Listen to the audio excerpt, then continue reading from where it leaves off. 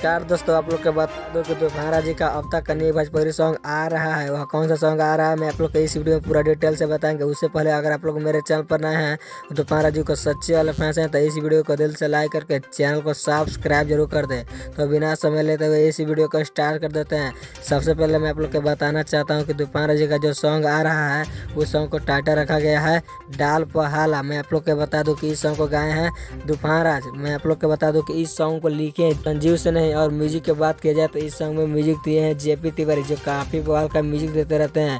मैं आप लोग को बता दूं कि इस सॉन्ग को air songs present YouTube channel के माध्यम से रिलीज किया जाएगा, लेकिन इस सॉन्ग का अभी डेट जारी नहीं किया गया है रिलीज करने के लिए। मैं आप लोग को बता दूं अनुमान लगाकर कि इस सॉन्ग को 2 से 3 दिन में आप सबके बीच देखने को मिलेगा।